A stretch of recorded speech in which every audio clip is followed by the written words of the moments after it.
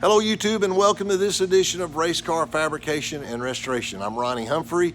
The new Streamline version 2.0.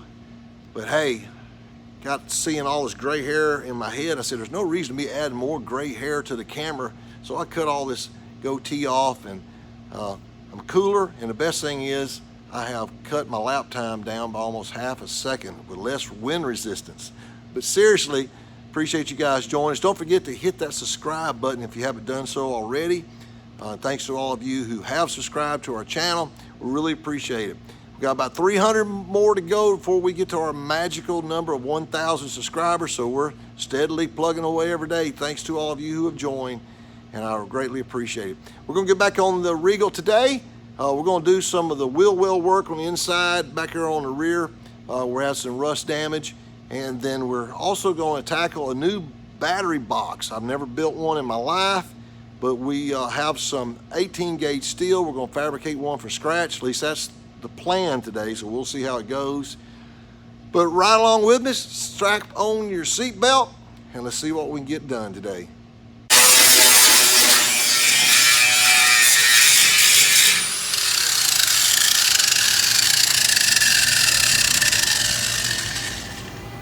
Okay, I'm gonna explain here what Buddy's doing. What he's doing, he found some rotten stuff on the bottom here. I don't know if the pieces are on the ground, but yeah, okay.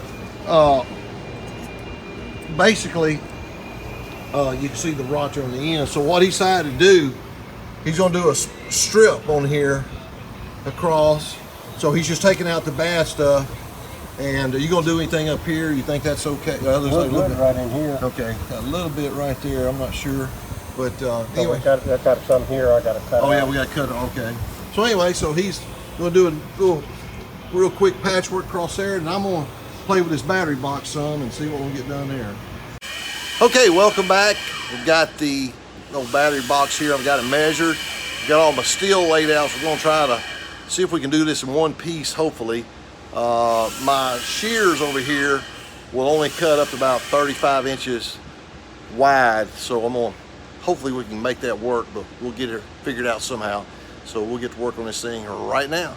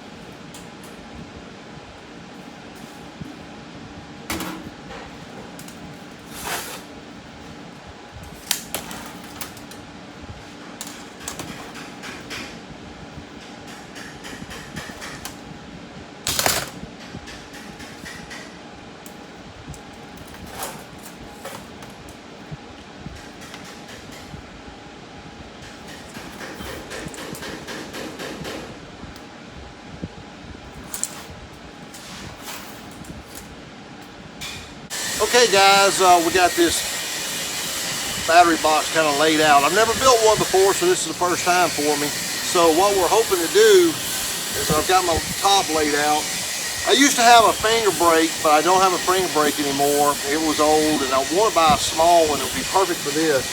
So I don't have the ability to put a lip on here, so we're going to just cut it to size, and we'll tack weld it in place. So we'll get this top on here, and then we will get the bottom on, and I'm hoping just the stitch welding will do it, so we'll see.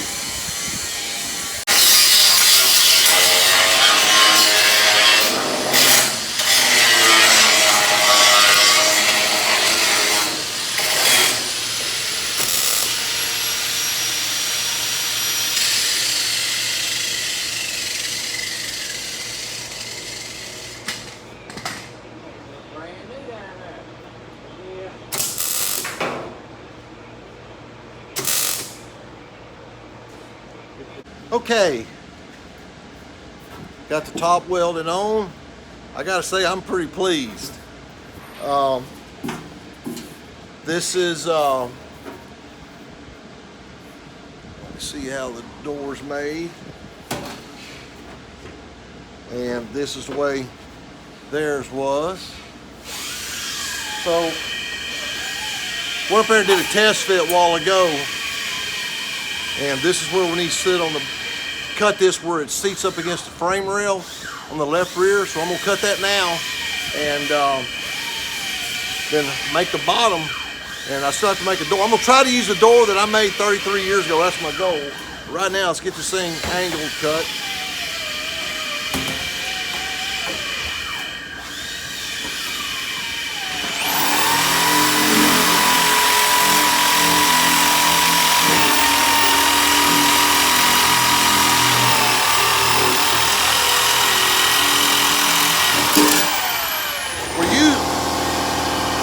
Wait for my air compressor to stop. We're using 18 gauge. This is pretty thick stuff. I'm very thankful that my shears will still cut this, because this has been a nightmare if the shears wouldn't been able to cut it. But anyway, that's good. So be right back with you. Well, we got the bottom put on the battery box, and I tell you what, I am pretty pleased. That's my first battery box I've ever built from scratch, and it matches what they had. They actually, well, I'll take it back. They actually had this where it cut up in the frame. I'm gonna leave it where it's flush on the bottom. And we're gonna utilize the door that you've heard me talk about so many times. This is the door I made 33 years ago. We're going to clean this up and use the same door. I don't know, we're gonna try it. It's mighty corroded. It was made out of aluminum. We're gonna try to get it cleaned up. But man, that is just sweet. Sweet, sweet, sweet, sweet. I'm very proud of that. And we got trimmed just a little bit up out of here so that'll fit. Then this will pull down.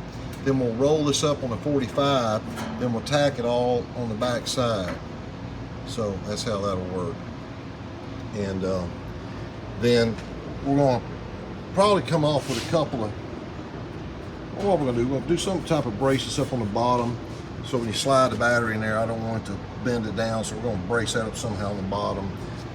We won't be running lead in the car, but we'll probably just come off with a couple of gussets here, roll bar gussets, and I think that'll be sufficient. There you go, one battery box. Okay guys, in case you missed one of our earlier episodes, when I went over and picked up this car from Georgia, this is the original battery box cover that I made. The first time I ever met Philip Duffy, he asked me, could I fabricate? And I said, well, yeah, I can do hopefully whatever you need. He said, well, the first thing we need to do, we need to make a battery box cover. So I went over there and made this battery box cover. Now, Philip didn't have a lot of tools. We didn't have a metal brake or anything, so I just had to use a vise. But I went over and picked up the car. We actually found this piece was still inside the car, but because the battery box was so rusted, it was literally just hanging. I don't know how it hadn't already fallen off. I reached there and pulled it off and put it in my truck because I want to utilize this piece that I built about 33 years ago, and we'll get it cleaned up. But I put a nut insert into the frame here, and the old one was just too corroded to use. So what we're doing now, I'm gonna figure out how to get this lined up, and we're gonna install a couple of inserts here on the lid over here on this other side. And so I've got to get these marked.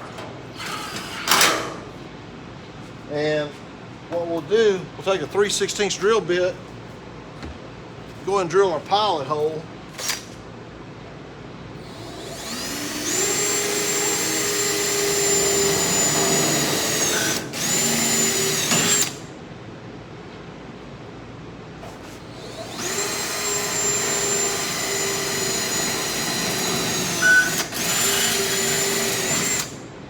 Which is easier said than done sometimes in this steel. But I'll pop this back off now.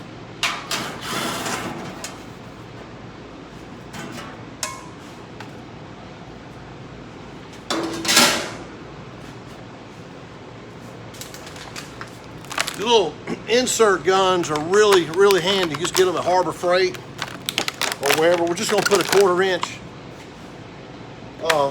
insert in there, or 1/4 inch 24 thread count. Oh. I need to drill out my hole to the proper size first with my other drill.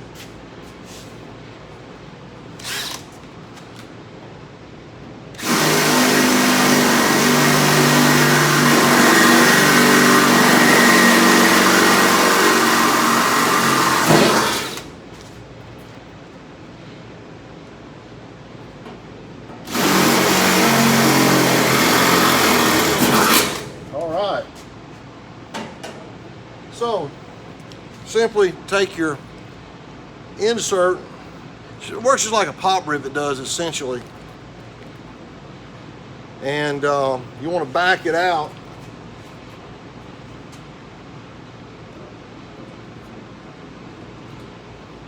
Let's see.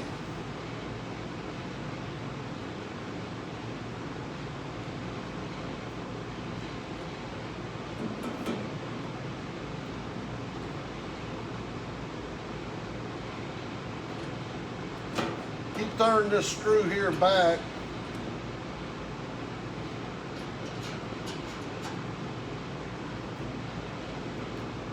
And you get a real nice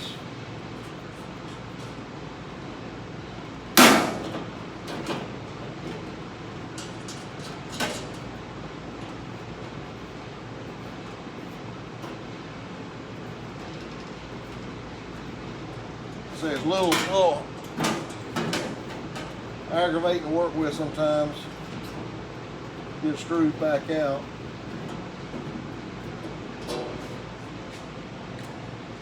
But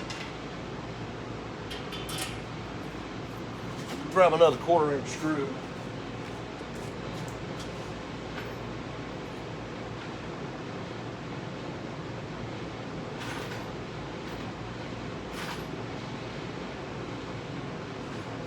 Well, I should say bolt.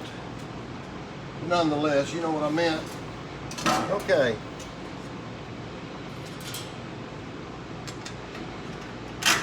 Put this one in there and get it started.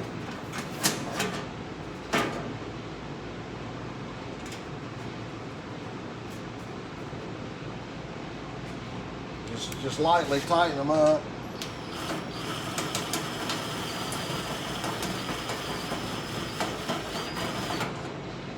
Well, that one ain't ever started in the first place.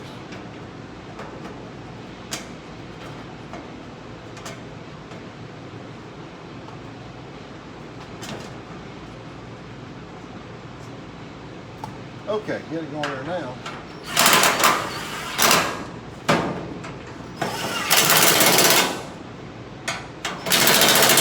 There you go. So we'll go get this last one installed. Now, I got to go in here and got to trim this bottom out. The reason I want to put this door on here so I can trim this bottom, figure out exactly where that needs to go so it'll be flush on the bottom. Up here on the top, I made this box a little bit taller on purpose. I want to get more room in there for the cables. So we came up about an extra inch or so. I'm just going to pop rivet a cover on the back, or actually on the back side, so that'll be sealed off completely. Say we're not racing a car, so it doesn't matter, but I do want to seal this off to keep any dirt from anything getting there. So that's installing the battery box. 33 years later, the same cover. So we'll be right back with you. All right, we got the battery box completed, and just got to bend this down a little bit up here, and I'm gonna tap that down just a hair. We got to spot weld it, but we want to spot weld it in place until we get, I'm gonna run some more beads on the inside of the box. But put this filler panel in up there. It looks like a little bit like Frankenstein, but that's okay, because we want to use the same piece, and it looks real good. I'm real pleased with it. I just wish we didn't have to fill in this gap up here, but there's nothing we can do about that. But there it is, one battery box complete, and we'll move on to the next project. I'm not sure exactly what that's going to be just yet, but probably going to finish up this work over here. We got to put these trim pieces in there, come back where it was rusted, and we got to do a lot of grinding and get on this floor pan. That's going to be something here. But got all this. We decided to go ahead and take it all the way out to the frame rail here. We're going to do the same thing probably on the other side, but we'll keep on trucking here. But that's where we're at. So we'll be right back with you. I appreciate you guys watching this episode today. I know it wasn't anything really earth-shattering, but as I said earlier, I want to document all the small little finite details that we're having to address on this car due to the damage from the rust and when it was sitting on the outside after being stolen for many years. But we're fixing it back like it should be and putting it back in its all original glory. And we got the battery box done, got some of the trim done around the wheel well. And next thing, probably we're going to start tackling these floor pans. But I appreciate you guys watching as always, and we'll see you next time on Race Car Fabrication and Restoration. Take care.